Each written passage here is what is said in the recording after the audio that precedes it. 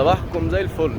بصوا بقى، انا عندي اخبار لكم حلوه جدا للناس اللي عايزه تسافر الامارات. بس اولا تنويه، انا مش بقول لك سافر او ما بتسافرش، انا ما بديش راي لحد. حتى كل يوم 100-200 نفر بيسالني اسافر ولا ما اسافرش، انا ما بديش راي لحد. انت شفت الوضع، انا قلت لك الوضع بصوره كامله. عجبك الموضوع هتيجي تتمرمط، هتيجي تدور، ده قرارك. انا ما بقولكش سافر او ما تسافرش. طيب الجزء الثاني بقى من الفيديو للناس اللي عايزه تسافر. طبعا انتوا عارفين الاسعار بقت غاليه في مصر جدا، و حجز تيكت الطيران بقى غالي. فباذن الله انا هبعتك لحد في مصر في اسكندريه هتتعامل معاه. الشخص ده مني انا، يعني في وشي انا، عشان يوم ما هتتعامل مع حد في فلوس، انا اولا ما بطلبش من حد فلوس على الخاص، عمري ما هطلب منك فلوس. انا هبعتك لشخص في مصر في اسكندريه، او هتبعت له تحويل فودافون كاش، بس لازم هتكلمه فيديو كول الاول. هو شخص واحد بس اسمه مايكل عزمي، ده انا هبعتك ليه. هو هيحجز لك تذاكر الطيران على ويز اير بارخص سعر، هتبقى في نسبه هامش ربح بسيطه جدا. انت هتشوف الاسعار، لان انا سمعت اسعار خرافيه، والناس اصلا يعني هي مش مستحمله، هي بايعه اللي وراها واللي قدامها عشان تطلع تجرب حظها، يعني تشوف شغل، تدور على شغل. وانا يا جماعه ما بوفرش وظايف، انا بدور على شغل زيكم. بس انا بقول لكم في حاجه احنا بنفهم فيها، وانا عملتها ولقيت ناس بتحجز تذاكر ب 20,000 و 25,000 و 30,000 وحاجات غريبه كده.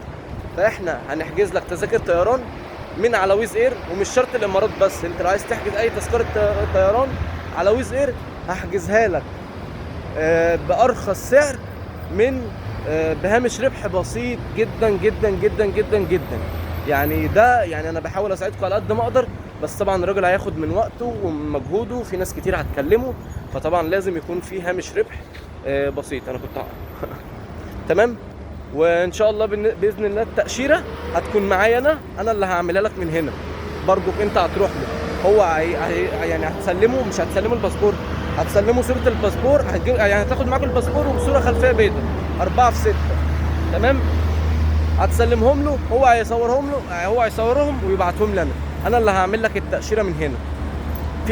في حاجة مهمة جدا، انا ما بضمنلكش ان انت التأشيرة تتقبل او تترفض، هي 95-99% بيتقبلوا، يعني ما فيش حد مثلا بيترفض في فيزة الامارات.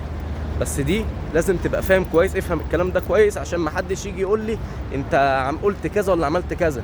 انا الحمد لله انتوا عارفيني على السوشيال ميديا، ويعني مش هخاطر بسمعتي ولا بحاجه بسبب حاجه بسيطه خالص زي دي، لان بالنسبه لي انا هنا دي هتبقى يعني حاجه بسيطه، بس انا بحاول اساعدكم على قد ما اقدر.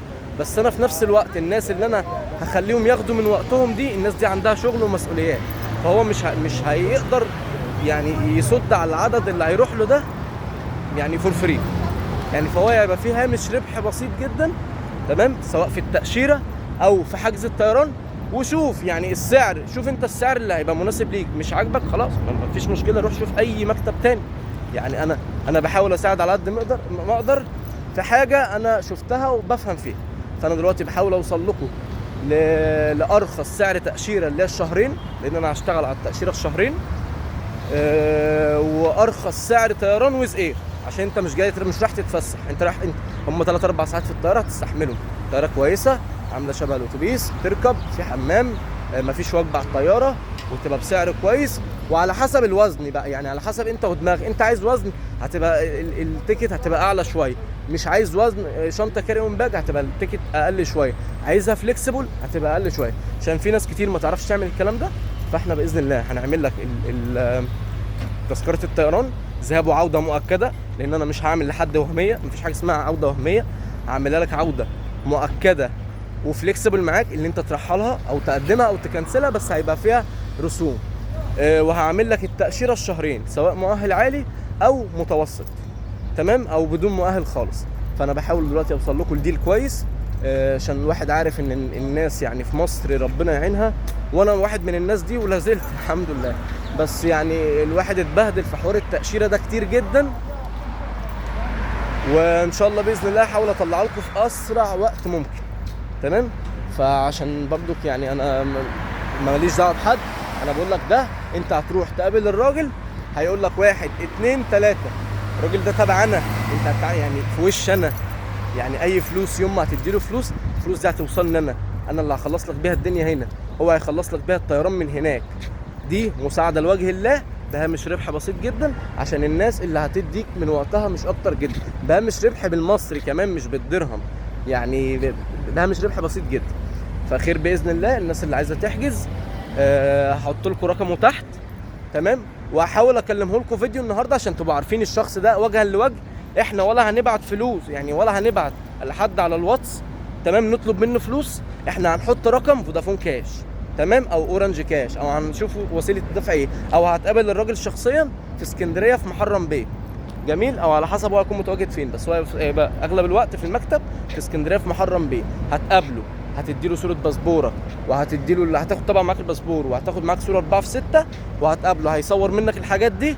واول ما تطلع التاشيره هترجع له تاني هيحجز لك تذاكر الطيران على حسب الميعاد. يعني انا مفيش حاجه اسمها تذكره طيران بسعر يعني بسعر موحد، انت على حسب الميعاد اللي هيحجزه لك وعلى حسب الشنط اللي انت عايزها، وهيقول لك السعر كذا والنسبه بتاعتنا كذا، بس مش اكتر.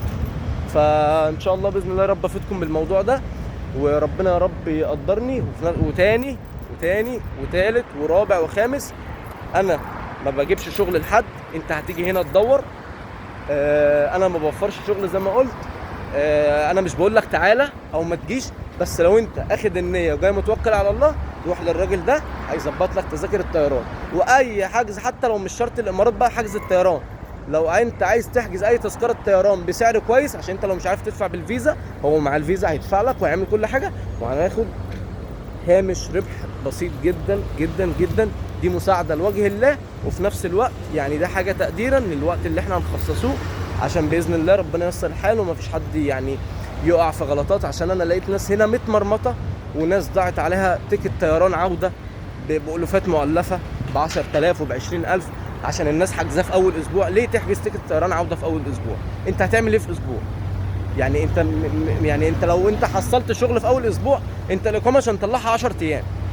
فيعني باذن الله احنا هنحجز لك التيكت الطيران لاي بلد انت عايزها على ويز اير، او شوف انت على حسب، مثلا لو عايز تيكت طيران على حاجه تانية، يعني لو انت مسافر بقى سياحه على حاجه تانية، هو برضو هيحجز لك تيكت الطيران لاي حته في العالم. بس انا بتكلم الحته اللي هي الناس اللي عايزه ارخص سعر لتيكت طيران ويز اير، هيحجز لك، وانا اللي هعمل لك التاشيره من هنا. يعني هو هيصور صوره الباسبور، بس محدش هيبعت لي انا، انت لازم هتتعامل معاه هو، لان هو اللي هيتعامل في الدفع بالفيزا بمصر، او هو هيحول لي الفلوس.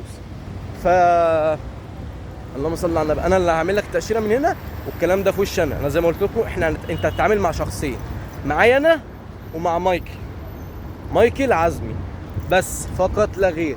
احنا مش هنطلب فلوس من حد، مش هنكلم حد نقول له احنا عايزين فلوس كذا. يوم ما هيطلب منك فلوس هيتقابلوا وجها لوجه، هيقول لك الوضع 1 2 3. وحاجه برضو تنويه اخير، ان القبول بتاع الفيزا ده مش 100%، عشان تبقوا فاهمين. انت زي ما بتقدم مثلا على فيزا انجلترا، فيزا امريكا، هي فيزا الامارات طبعا قبولها بيبقى اللهم صل على النبي، القبول بتاعها بيبقى عالي جدا. هو كانت واقفه للايرانيين تقريبا والسوريين. وهاكد تاني وتالت، بص انا بعيد الكلام كذا مره عشان الفيديو ده اي حد هيجي يقول لي يحصل فيه مشكله، انا يعني هبعت له الفيديو ده. اللهم صل على النبي. التاشيره مش 100% قبول، يعني هقدر اقول لك 99% قبول، تمام، عشان ابقى صريح معاك. انا ما بدورش ولا بجيب شغل لحد. انا لو في حد بيبعت لي شغل انا ببعته، لو حد بيبعت لي شغل انا بقدم عليه وببعته له بس. وصباحكم زي الفل، وان شاء الله باذن الله خير وربنا ييسر الحال. ولو انت خدت القرار وجاي توكل على الله، حضر سيفيهك. لو انت خدت القرار، انا ما بقولكش تعالى، حضر سيفيهك وسيبها على الله، واسعى، واعرف ان انت جاي هنا تتمرمط، وهيطلع عينك، وهتمشي في شمس في درجه حراره 35 فيما ازيد. يعني هو الجو الفتره دي يعني كويس شويه تقدر تمشي فيه، انما الجو مثلا بيبقى في 6 و7 بيبقى الجو صعب. فسيبها على الله كده، وربنا ييسر لك الحال يا رب، وربنا يرزق الجميع. وصباحكم زي الفل. سلام.